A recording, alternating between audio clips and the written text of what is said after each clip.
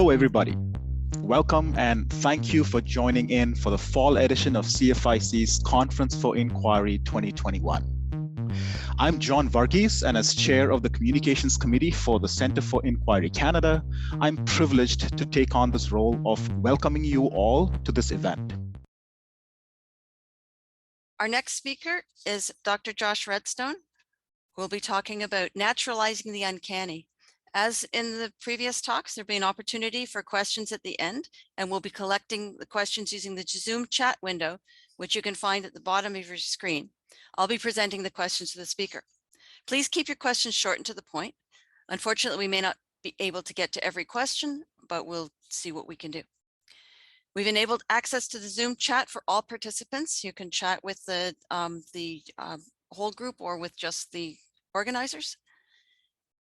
You can post your questions there, and also if you have any technical issues. As a reminder, if you do want to have general just a chat, please use the Discord channel.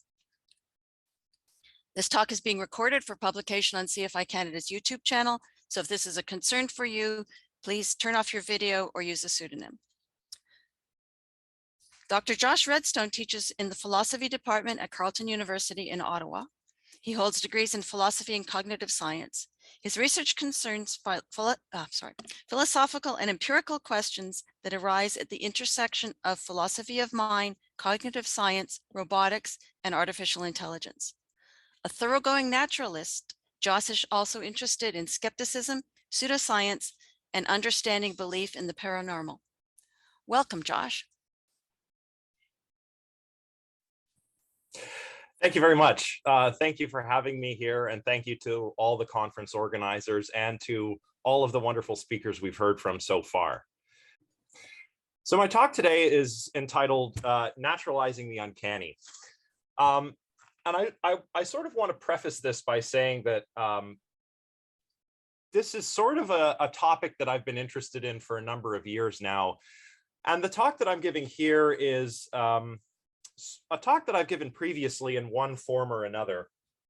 And it tends to change a little bit every time I give it, or rather, and in addition to, every time I teach something new.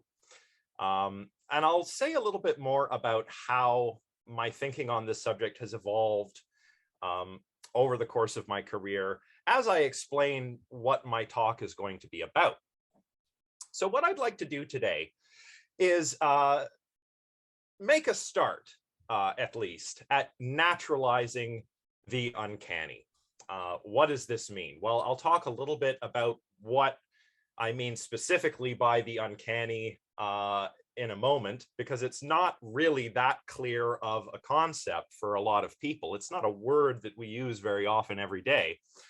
But essentially, when I talk about the uncanny, I mean sort of strange, eerie, spooky objects, circumstances, scenarios, or people, often with connotations of the supernatural or the paranormal, of course. Now, my aim is, of course, to naturalize the uncanny. That is to provide a naturalistic account of what makes uncanny objects and situations and scenarios cause in us the affective responses that they do, the emotional responses that they do. You know, why are uncanny things creepy or eerie? This kind of thing. And I think that primarily this would make an important contribution to an area of psychology that's not all that new, but which is still not widely known, and that is anomalistic psychology. Of course, I will elaborate on what exactly anomalistic psychology is in a moment.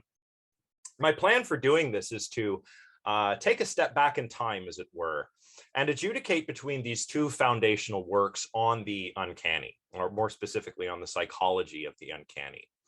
And those two works are an essay by Ernst Jentsch, a German psychologist, that he wrote in 1906, and Sigmund Freud. Of course, no introduction necessary there. Sigmund Freud's paper, The Uncanny, is probably one of the most well-known resources on this topic, for better or for worse. And it's usually where people start from if they're going to make some forays into this area. I want to show that for all the differences between Jentsch's and Freud's accounts of the psychology of the uncanny, they both agree on some pretty fundamental things. And that's the role that perceptions of animacy and mentation seem to play in our experiences of the uncanny. Animacy, perceptual animacy here refers to the perception that something is alive in your environment. And mentation, likewise, perceptual mentation or mind perception is the perception of other minds, besides one's own, of course.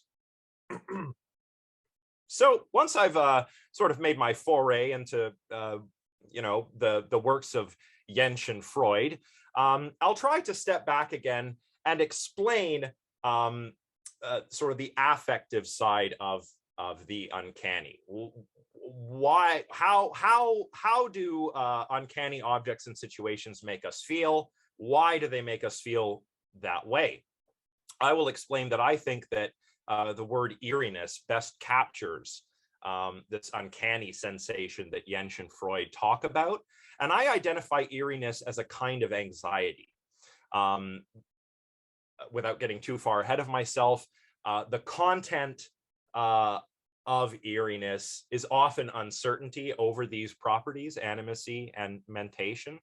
And indeed, these properties and uncertainty about them, I think, contributes to the unique phenomenology of eeriness, the specific, what it's likeness, if you will, of an experience of eeriness. So that is my overview. See if I can switch to the next slide here. Oh, there we go. So as I mentioned a moment ago, get this out of my way here.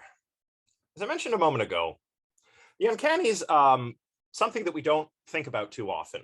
It's not an easy word to define. Some synonyms that we might use in place of it are perhaps weird, strange. Etymologically, uncanny means something like unhomely or unfamiliar. And often we talk about uncanny situations and objects and people as seeming eerie. As I mentioned earlier, this also often comes with sort of connotations of the supernatural or the paranormal. And the origins of scholarship on the uncanny, present-day scholarship, goes back to the two papers that I mentioned earlier. Ernst Jentsch's on the psychology of the uncanny and Sigmund Freud's The Uncanny. Of course, both of these authors were writing in German, and the German word is unheimlich, which means literally unhomely. So etymologically, and this is something Freud himself points out,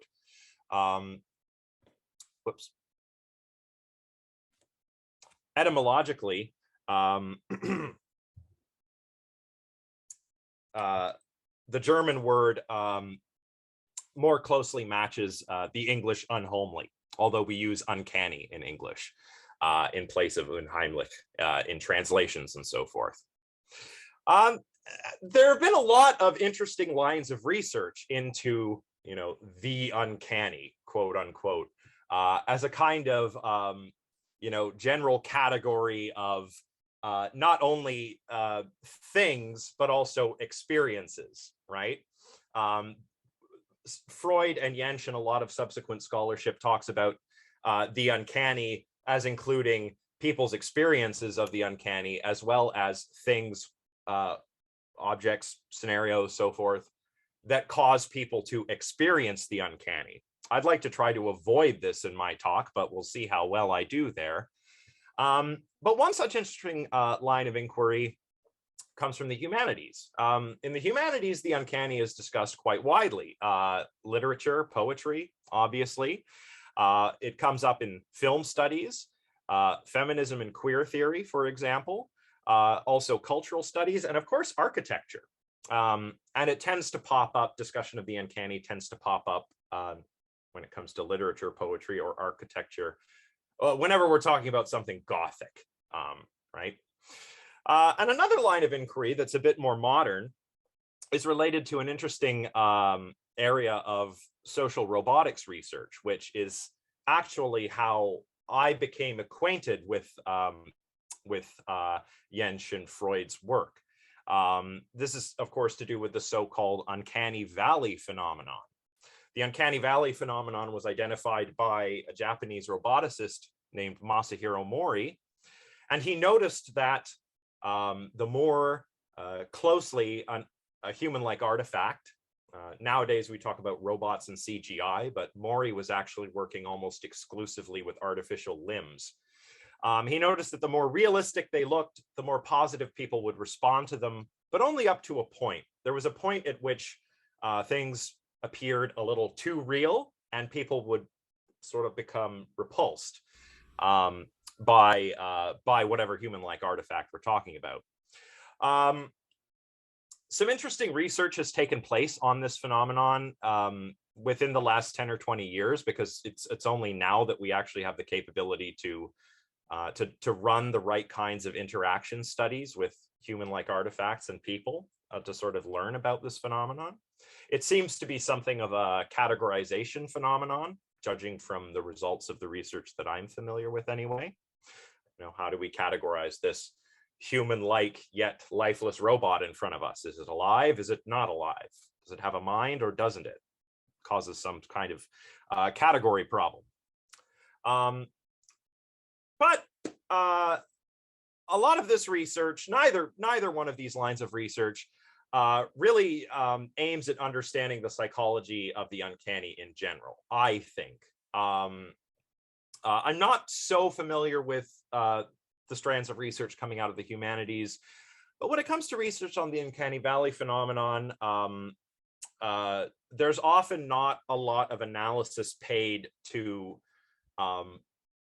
just what the uncanny is. What is this? What are the fundamentals? What are the necessary and sufficient conditions of this concept, so on and so forth, right? So that's kind of where things stood as I made my way into this area of inquiry years ago. And I wanted to seek a naturalistic explanation of uncanny experiences. Why do uncanny things cause us to feel the way they do? And what would be the benefits of doing this? I think there are a number.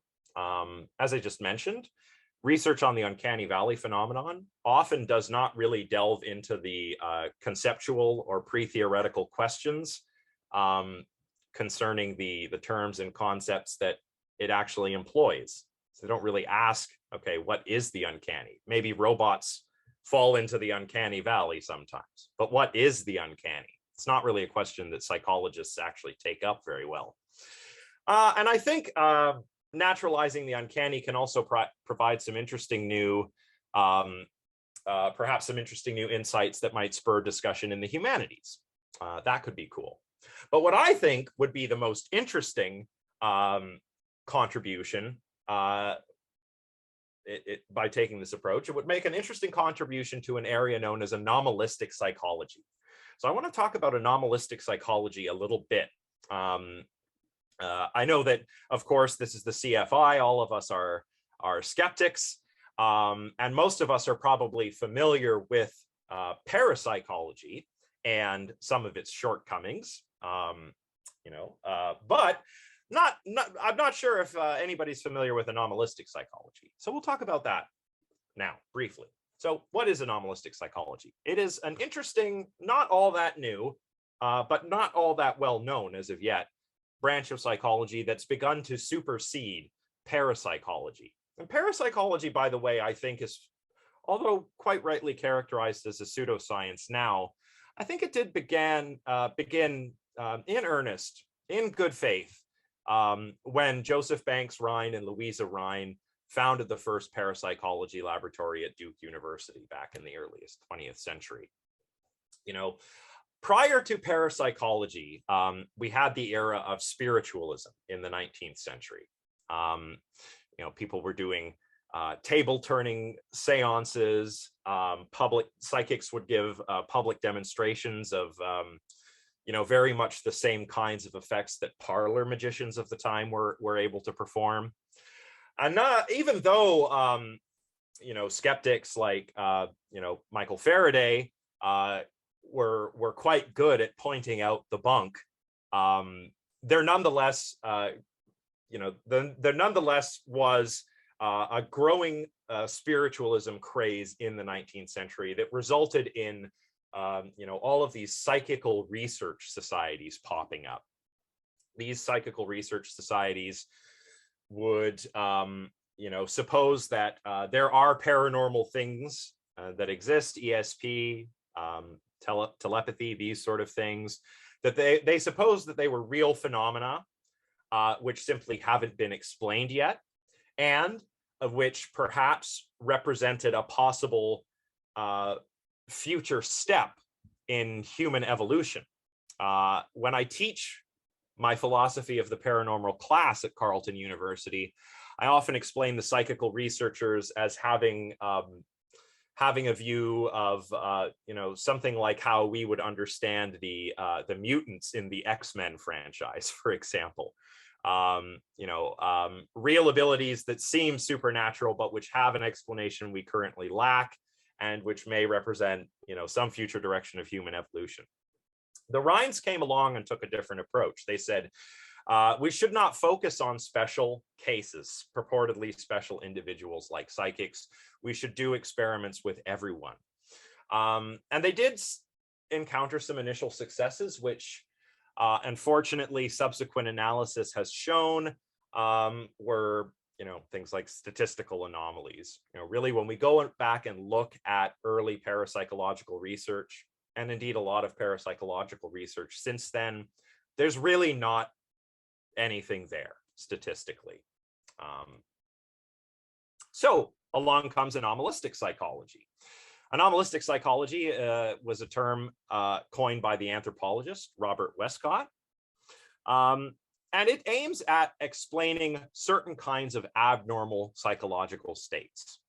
Of course, throughout history, there have been all kinds of abnormal psychological states reported by people. And the quote here from the paper by Jones and Zusny from 1981, I've included precognitive dreams, cases of miraculous healings, sleepwalking, automatic behaviors, as well as cases of severe psychopathology. Now, obviously, some of these, such as psychopathology, we use to ascribe a supernatural cause, demonic possession, for example. But eventually we realized that these were simply abnormal psychological states that could be studied and treated. That's what the whole field of abnormal psychology is about, for example.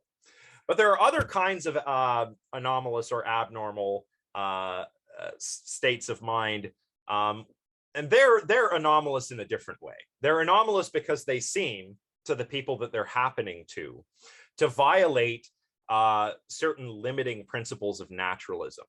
Limiting principles like cause and effect, like an effect cannot come before a cause. Of course, this is something that if somebody believes they've had a precognitive dream and they believe that's really what's happening to them, that they've had this experience, well, if that experience were real, it would violate one of these limiting principles, right?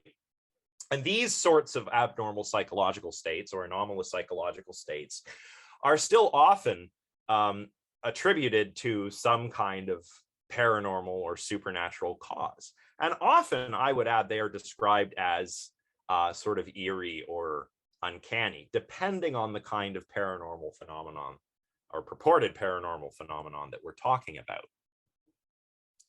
So anomalistic psychology tries to be a bit more neutral than parapsychology. Parapsychology, beyond the lack of finding anything significant oftentimes, also suffers from other problems, like its assumption that there are paranormal or supernatural explanations for the phenomena that are studied by parapsychologists. So modern day parapsychology is not naturalistic, and a lot of parapsychologists are not naturalists. But anomalistic psychology tries to be more neutral in the sense that it does concern itself with claims that some psychological phenomena are inexplicable in terms of orthodox science, but it remains naturalistic, right? Where parapsychology makes claims that there exist phenomena that violate these limiting principles of naturalism, anomalistic psychology drops that assumption and applies the scientific method to claims about the paranormal. It applies things like, falsifiability, parsimony, replicability, and other important principles that scientists use all the time. And it assumes that phenomena like paranormal phenomena can just be explained naturalistically, either as a sort of, explaining away the illusion, right? If somebody seems to have had a precognitive dream or been abducted by aliens or something, it can explain those naturalistically, including as non-phenomena. So in the case of alien abduction, that can be explained not as actually being taken up into a spaceship, but as perhaps a case of sleep paralysis or something like that. And I think that many anomalous phenomena can quite correctly be described as uncanny, or an anomalous situation, in another way, can also elicit or cause an uncanny sensation in the person experiencing the situation. So anomalistic psychology should try and account for the psychology of the uncanny. And I think that would be beneficial to the field. I think that would make an interesting contribution. So that's what I'd like to sort of make an attempt at doing in this brief talk. Now, to get back to basics, to get back to the fundamentals, let's go back to Jentsch and Freud, which is where scholarship on this kind of begins, right? Jentsch, in his 1906 paper, writes, and I'll just read from my slides, that, quote, "Without a doubt, this word, the uncanny, appears to express that someone to whom something uncanny happens is not quite at home or at ease in the situation concerned. That the thing is, or at least seems to be foreign to him. In brief, the word suggests that a lack of orientation is bound up with the uncanniness of a thing or incident." And compare that to what Freud has to say. He says, "The uncanny is that species of the frightening that goes back to what was once well known and had long been familiar." So a few similarities and a few differences here. Jentsch initially kicks off his investigation by saying that when something uncanny happens to somebody, that is because they're not quite, at home or at ease in the situation. The uncanny is literally unhomely, unfamiliar. Freud mixes things up a little bit for reasons I'll get to in a moment, reasons that have to do with his psychoanalytic theory of the mental, repression and all of this. The uncanny for Freud is a species of the frightening, and on this I do somewhat agree. But instead of being just strictly unfamiliar, the uncanny is the familiar made unfamiliar and then reappearing via this sort of return of the repressed kind of thing, which again, I'll elucidate on in a moment. And I think that's an interesting set of similarities and differences to note right off the bat when it comes to these two thinkers. But Jentsch doesn't really attempt to define what, quote unquote, the uncanny is. He's not interested in doing that.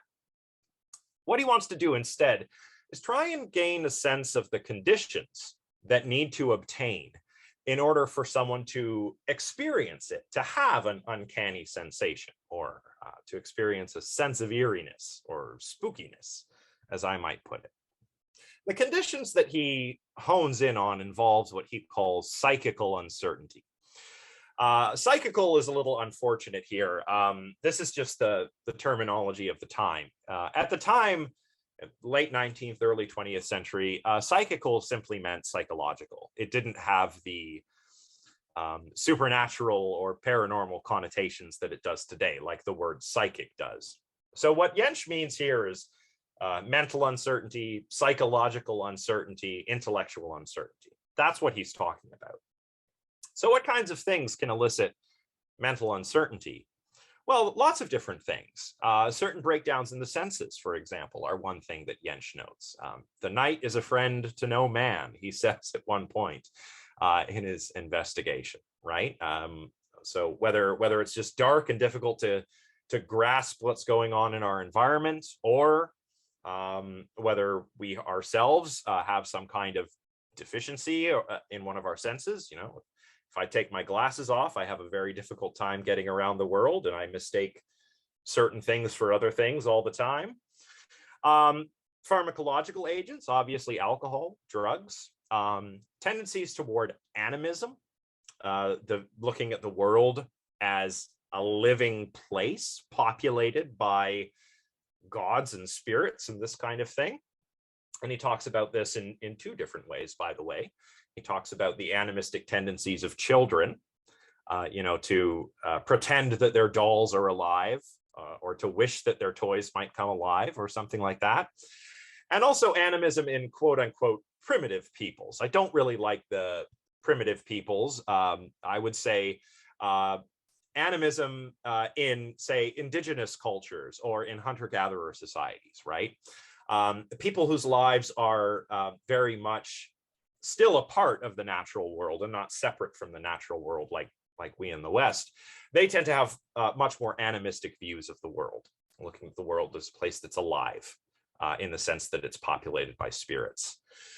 Of course, wax figures, effigies, masks, corpses. But there's one really striking example that Jentsch points out of something that can elicit a sensation of the uncanny fairly reliably in lots of people. I mean, obviously, there are individual differences in people's sensitivity to these kinds of feelings. But that aside, one kind of thing that regularly elicits an uncanny sensation are automata, or robots, as we would call them today, especially when they appear to be united with bodily and mental functions, as Jentsch says. And I feel that this part of his paper is worth reading in its entirety. So I will read it to you now from page 222 and 23 of the copy that I have. Jentsch writes, quote, "For many sensitive souls, a life-size wax figure or similar figure also has the ability to retain its unpleasantness after the individual has taken a decision as to whether it is animate or not. Here it is probably a matter of semi-conscious secondary doubts, which are repeatedly and automatically aroused anew when one looks again and perceives the finer details. Or perhaps it is also a mere matter of the lively recollection of the first awkward impression lingering in one's mind. This is where the impression easily produced by the automatic figures belongs that is so awkward for many people. A doll which closes and opens its eyes by itself, or a small automatic toy, will cause no notable sensation of this kind, while on the other hand, for example, the life-size machines that perform complicated tasks, blow trumpets, dance, and so forth, very easily give one a feeling of unease. The finer the mechanism, and the truer to nature the formal reproduction, the more strongly will this special effect make its appearance."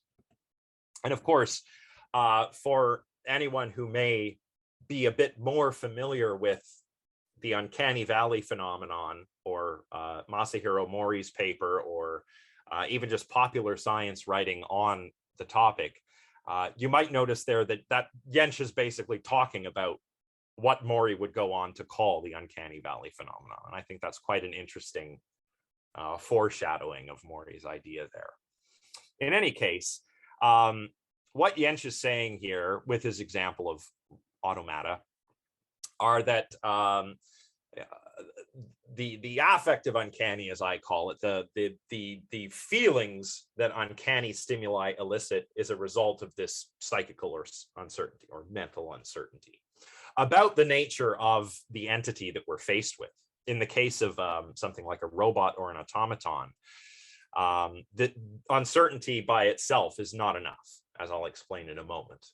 Particular kinds of uncertainty are important. That's why I say here, uncertainty is perhaps a necessary condition to experience a sense of eeriness or an uncanny sensation, but it cannot be sufficient. This is something that Freud goes on to point on later. But remember, Jensch is not saying it's simply uncertainty. He's saying it's uncertainty about whether a living entity may not in fact be alive, or whether an inanimate entity might in fact be animate. So this is why effigies, wax figures, and dolls might sometimes seem a little eerie or creepy. They're inanimate, but they may appear lifelike enough so as to cause an impression that they might be alive. And your sort of uncertainty about this, you're watching the robot, the lifeless automaton, move around as if it's thinking with purpose, but it's just a machine without a mind. And this results in the uncertainty that Jensch is talking about here. This is why automatons are his favorite example of uncanniness.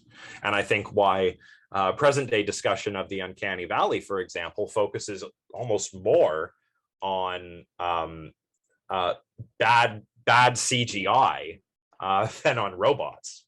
Because it's easier, more people have seen movies with poor computer animation than they have interacted with humanoid robots that seem creepy.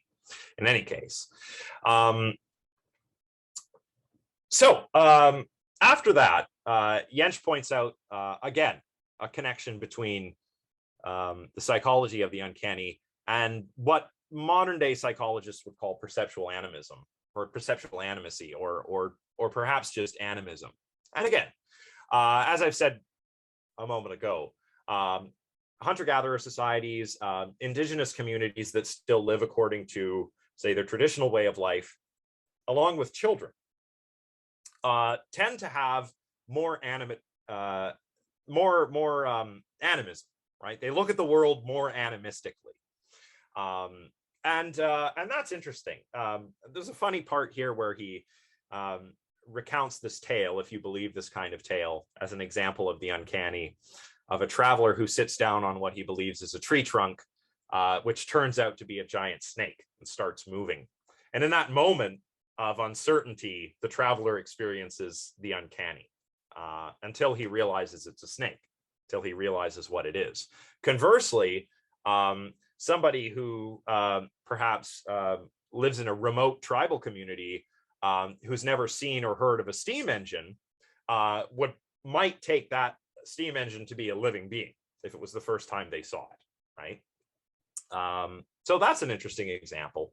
And he does talk a little bit about even the possibility of non-human animals experiencing this sensation, but that's a little bit beyond the scope of what I'd like to discuss today. So that's all I have to say about Jensch for now. I think it would be wise for me to move on to Freud before I run out of time. So Freud differs from Jensch in a couple of key ways. Freud obviously applies a psychoanalytic explanation to the uncanny. He kind of explains the uncanny in terms of the return of the repressed. And for anyone who's not familiar, I'm not going to get into this in too much detail because I'm certainly not going to defend psychoanalysis here. But the basic idea is that there are elements of the psyche that are made unfamiliar because they're repressed, right? We're talking about drives, things like this, a lot of sexual drives, fears, those kinds of things. Even childhood memories, right? Nothing is ever forgotten for Freud. It's just repressed. But in a fractured psyche, in a psyche that's not functioning the way it ought to be, they can return from repression. They kind of come back out of the id, as it were, and they might appear as symbols in dreams and fantasies, or perhaps as anxieties and neuroses in our everyday life. So this is the basic kind of core idea of the return of the repressed. And Freud is going to go on to explain the uncanny as, not fear of the unfamiliar or uncertainty about what you're not familiar with, but as fears that are returning from the repressed, and they seem familiar yet foreign because they've returned from repression. In any case, a brief digression on an important piece of literature that Jensch and Freud both discuss in each of their works. This is E.T.A. Hoffman's short story, Der Sandman. or the Sandman. So Hoffman is kind of a master of causing this sense of the uncanny in his readers. And Jentsch and Freud both remark on his skill at that. He's a 19th century author who, writes a lot of really creepy short stories and so forth. Jentsch mentions his work not only because Hoffman is good at evoking the uncanny, but because his short story, The Sandman, features a character named Olympia, who is an automaton. And automatons, being Jentsch's favorite example of uncanniness, he feels that this is worth a mention. Freud also talks about the Sandman, but he takes issue with what Jentsch does with it, or what he thinks Jentsch is doing with it, how Jentsch is using it as an example. But I'll give you a sort of short summary of the Sandman for anyone who hasn't read it. If you haven't read it, I highly recommend it.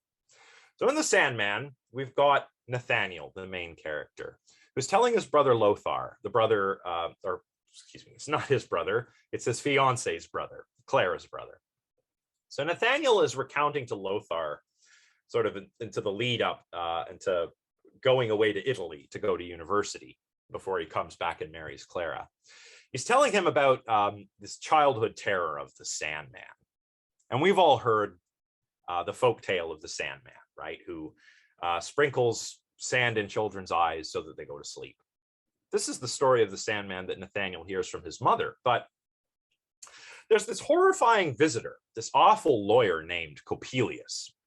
He often comes over late at night. He takes pleasure in scaring and in disgusting the children, in horrifying the children. And he does these strange arcane experiments with Nathaniel's father. Nathaniel wonders if this Coppelius might be the Sandman. He asks his nanny about the Sandman. His nanny tells him that the Sandman doesn't sprinkle sand in your eyes to make you fall asleep. No, what the Sandman does is he comes and he throws hot coals in your eyes so that they'll pop out of the head of naughty children, pop out of their heads and roll around on the floor. And the Sandman will gather up these children's eyes and take them back to his nest on the moon, where he feeds them to his children, which have these horrible hooked beaks, and they peck up the eyes of these naughty children who don't go to bed. Nathaniel's terrified of this, obviously, and begins to wonder if this horrifying figure Coppelius might be the Sandman. He's caught spying on his father and Coppelius during one of these experiments, and Coppelius, in a rage, actually threatens to throw hot coals in Nathaniel's eyes. And Nathaniel's father begs him not to. So Nathaniel falls into a bit of a sickness because of this. Soon after that, his father is actually killed in one of these experiments, and Coppelius disappears, never to be seen until later on. Later on, Nathaniel goes to university to study under an Italian professor, Spallanzini, and there he meets Coppola, an Italian lens salesman. Now, Nathaniel thinks, he begins to suspect that Coppola might be Coppelius, because Coppola is selling his eyes. He has eyes aplenty. Just means spectacles and spyglasses. But Nathaniel writes more letters to Clara and Lothar, who kind of talk him out of it. And he buys a spyglass from Coppola. Nathaniel uses the spyglass to peer into his professor's apartment across the way. And there he spies Olympia, who he believes is his professor's daughter. And he falls in love with the beautiful Olympia, forgetting all about Clara. But it's later revealed that Olympia is an automaton. Nathaniel's kind of shocked to learn this when he encounters Coppola fighting with the professor. And at this point, it's revealed that Coppola is Coppelius, who has made the eyes for Olympia. Coppelius / Coppola makes off with Olympia's lifeless body, leaving these eyes on the professor's floor, these bloody eyes. And of course, Nathaniel flies into a fit of madness and attacks the professor. Later, he recovers and returns home to his beloved. And while they're walking around town, taking in the air, they go up to a tower, a nice observation, sort of clock tower. And Nathaniel spies a figure in the crowd, and he suddenly becomes driven mad once again. He attempts to throw Clara from the tower, but Lothar comes and saves her. Nathaniel is still in the grip of madness on the top of the tower. Someone says, someone help him down. And this figure in the crowd says, don't worry, he'll come down on his own. Nathaniel throws himself from the tower, crashes to the ground and dies. The figure in the crowd is, of course, revealed to be Coppelius, Coppola, who was, in fact, also the Sandman, and he disappears into the crowd. Lovely story. Now, Freud, on his reading of this story, he treats this quite extensively in his paper, seems to think that the reason that Jentsch regards Olympia, because she is an automaton, as the principal source of uncanniness in this story. I don't think that's quite right. I think that Jentsch was gesturing toward this particular example because of the uncertainty over the titular character and his nature, right? But won't discuss that more in a moment. Freud doesn't think that it's Olympia who is truly uncanny either. He thinks it's the titular character.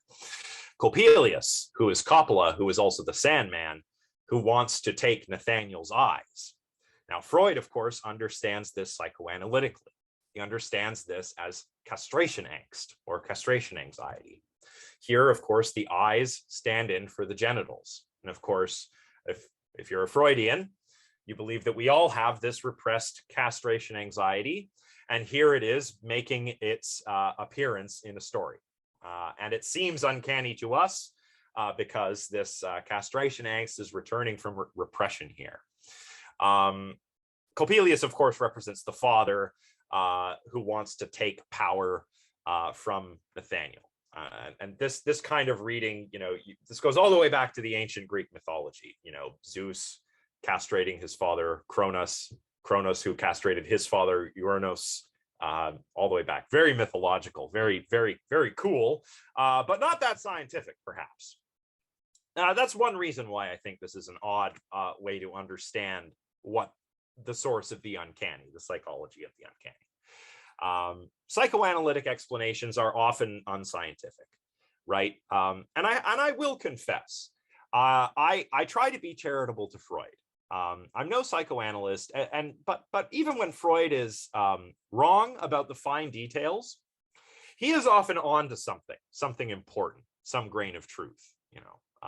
Of course, psychoanalysis has not withstood the scientific rigors that a lot of other areas of psychology have.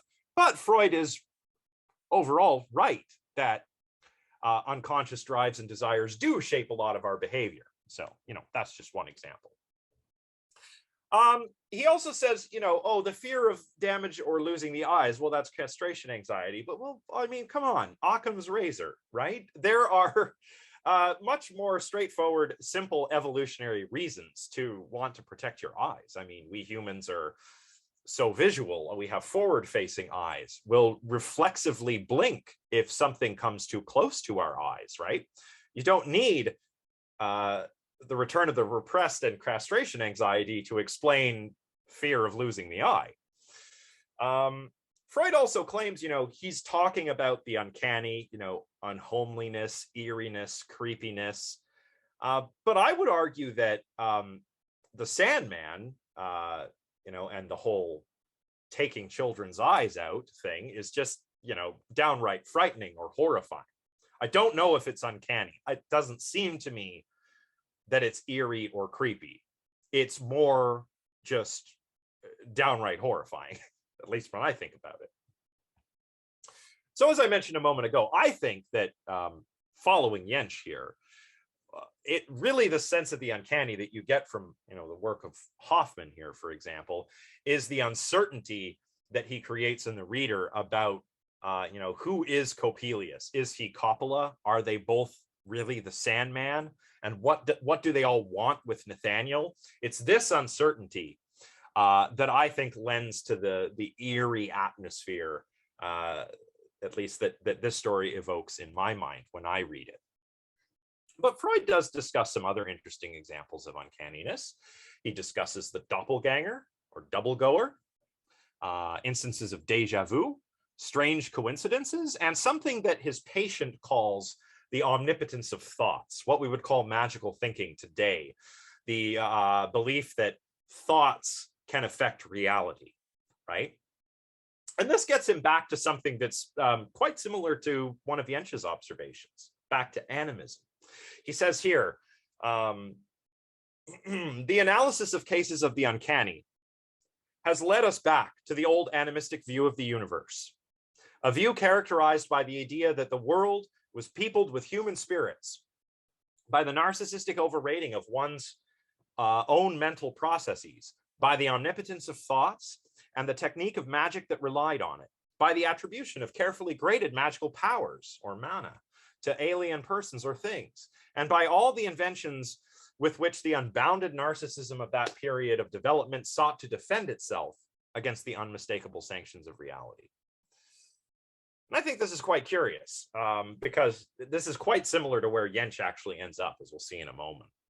And I don't think Freud is very charitable to Jentsch, I have to say either. He says, for example, at the outset of his investigation, on the whole, Jentsch does not go beyond relating the uncanny to the novel and the unfamiliar. For him, the essential condition for the emergence of a sense of the uncanny is intellectual mastery, or intellectual uncertainty, excuse me. One would suppose then that the uncanny would always be an area in which a person was unsure of his way around. The better oriented he was in the world around him, the less likely he would be to find the objects and occurrences in it uncanny. I don't think that's very charitable because, as it's already clear, uncertainty, although it may be a necessary condition for a quote unquote uncanny experience, it's probably not sufficient. And I think Jentsch is aware of this. Jentsch quite rightly points out that there are individual differences in people's susceptibility to these kinds of experiences. Freud himself confesses that he's not very prone to experiencing uncanny sensations. And also, as I discussed earlier, Jentsch thinks that it's uncertainty over specific things, namely whether an animate being might in fact be inanimate, or whether an inanimate being might be animate. It's uncertainty over these things that produces a sense of eeriness fairly reliably.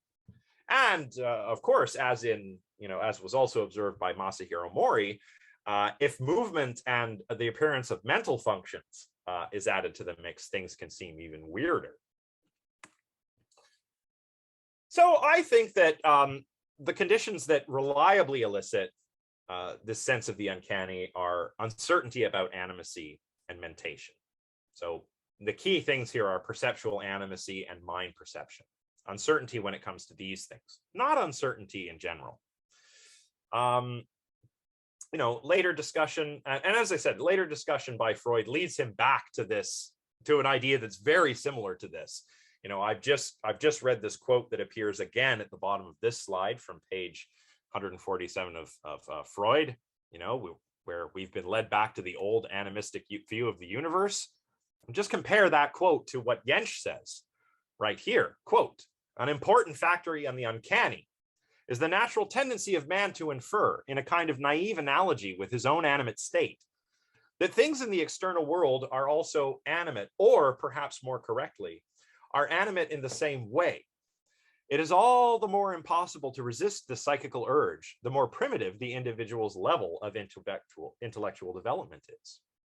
Continuing on, it is not astonishing if that which man himself semi-consciously projected into things from his own being now begins to terrify him in those very things, or that he is not always capable of exercising the spirits which were created out of his own head from that very head.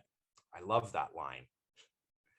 This inability thus easily produces the feeling of being threatened by something unknown and incomprehensible that is just as enigmatic to the individual as his own psyche usually is as well.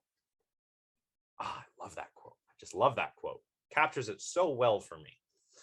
So Freud and Jentsch agree on this core thing that, animism and animacy does have something to do with the uncanny and with uncanny experiences.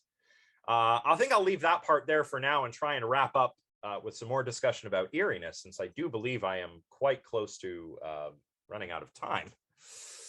So I've been just saying, a bit over. So go ahead. Oh, okay. I've been proposing that eeriness is an emotion.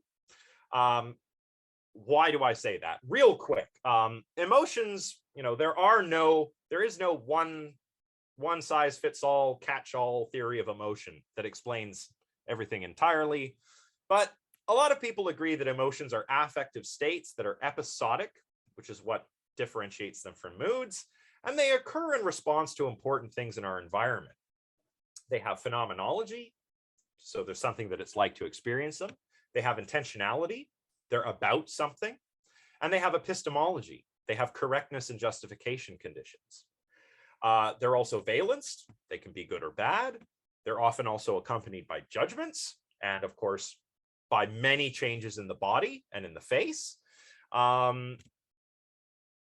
Just to sort of provide a quick example here, even though no theory of emotion agrees on everything, many agree that emotions represent that important things are happening for the organism. Fear, for example, might be said to represent danger, and the physiological changes that accompany fear prepare the organism to fight or flee, right? Sadness represents a loss, anger, perhaps an injustice and a desire to retaliate. Happiness that something positive has been gained or accomplished. You see the idea, hopefully. If not, I'll try to clarify when I answer questions. I propose that eeriness, when it is elicited by uncanny things, is a type of fear or fright, specifically a type of anxiety. Now, according to the emotion theorist Richard Lazarus, anxiety is a type of fear whose intentional object is usually uncertainty about something. I'll take my performance anxiety before this talk. I felt anxious because nobody knows how their talk is going to go, right?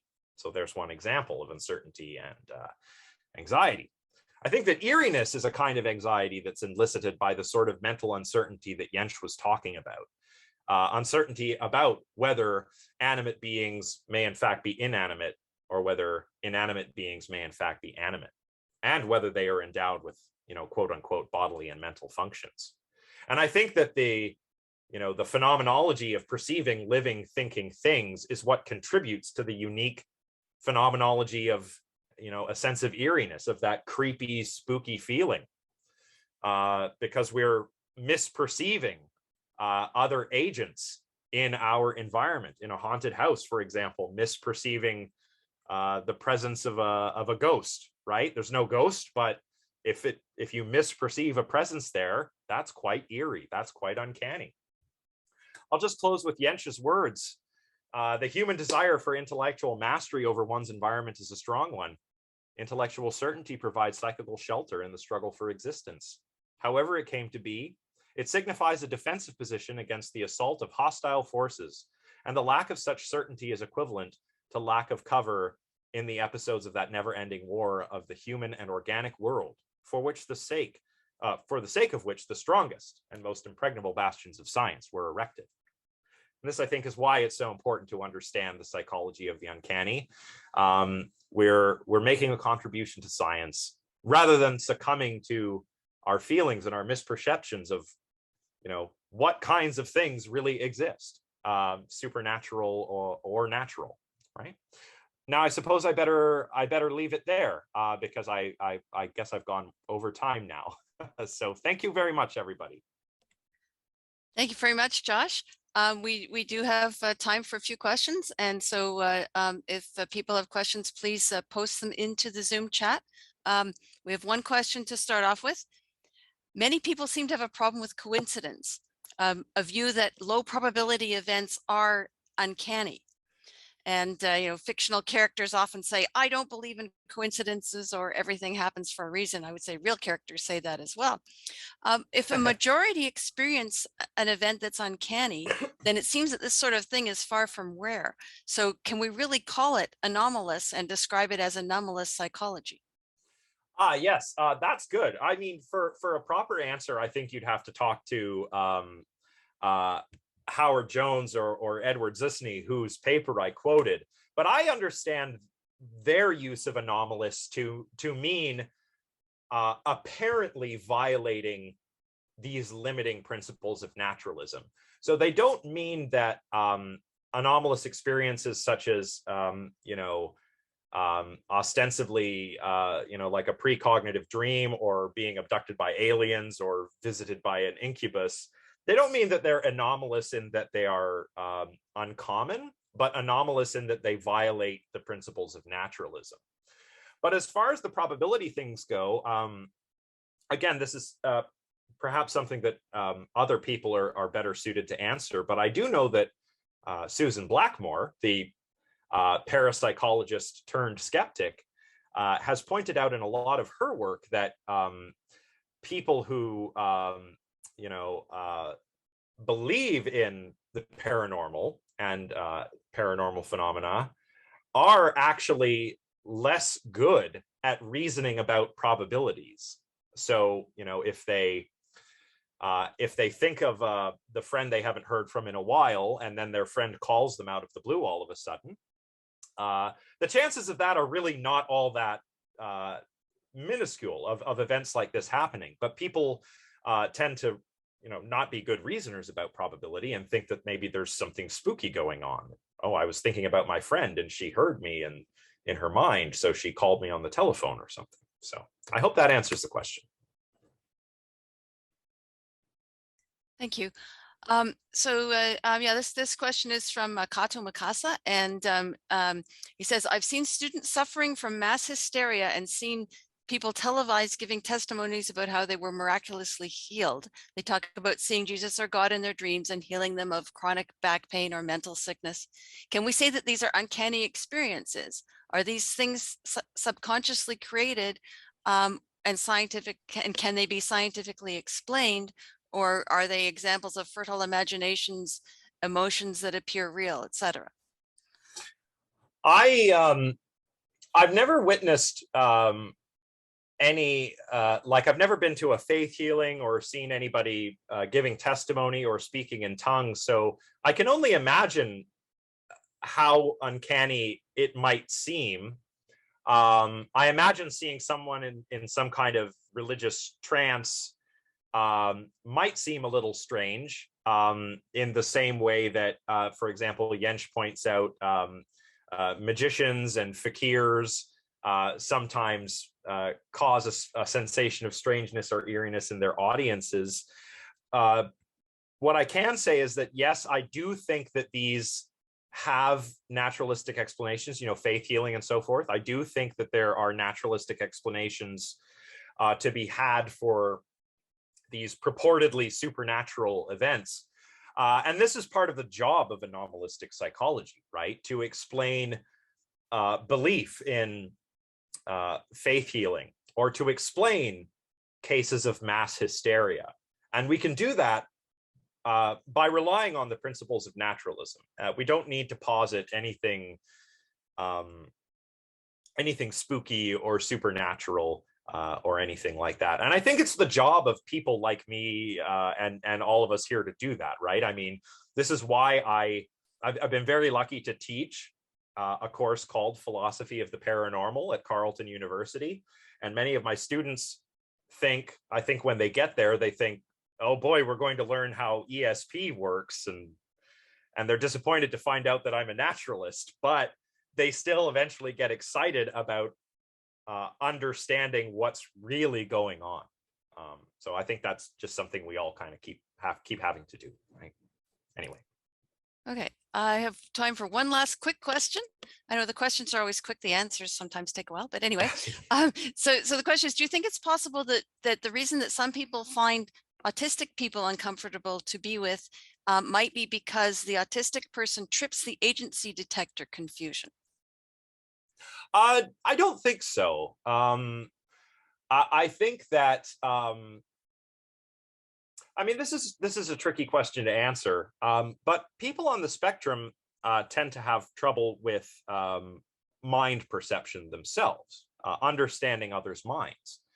And I imagine that perhaps when interacting with somebody on the spectrum, maybe a neurotypical person is almost put into the shoes of someone with autism, because they may have trouble understanding the mind of someone who perhaps doesn't easily understand the other's mind. But yeah, I certainly, I get questions like this from time to time. You know, there's a sort of stereotype of, at least in films and television, of autistic people being presented as somewhat machine-like or robot-like. And I actually think that's quite unfortunate. People on the spectrum are, you know, just as human as everyone else. And, but perhaps there's some kind of, you know, just as neurotypical folks, maybe there's a difficulty understanding what it's like on the other side for someone whose theory of mind is perhaps not as up to snuff as the neurotypicals. Even then, you know, there's debates. Autistic people may have very, very perfectly good ways of understanding other minds. They're just very different from the way neurotypical people do it. So. Thank you very much.